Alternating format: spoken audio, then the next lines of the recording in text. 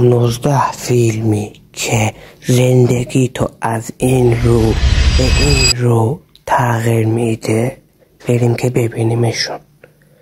شماره 10، فیلم راکی با امتیاز 8/1. بریم سراغ شماره بعد. شماره 9، فیلم ذهن زیبا با امتیاز 8/2. بریم سراغ شماره بعد. شماره 8، فیلم استیو جابز با امتیاز 7/2. بریم سراغ شماره بعد. شماره 7، فیلم دست نیافتنی ها با امتیاز 8/5. بریم سراغ شماره بعد. شماره 6، فیلم شلاق با امتیاز 8/5.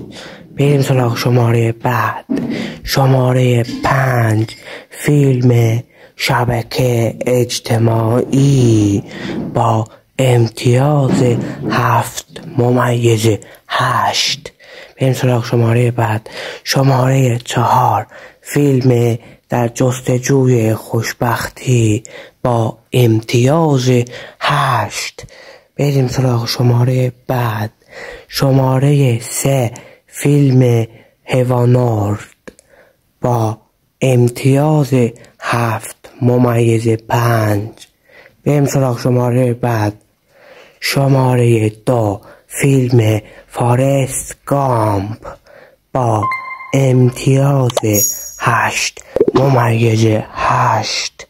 بریم سراغ شماره بعد. شماره 1، فیلم رستگاری در شاوشنگ با امتیاز 9/3. توی ویدیو قبلی 15 تا از بهترین فیلم های مثبت 18 معرفی کردم. اگه خواستید برید ببینیدش.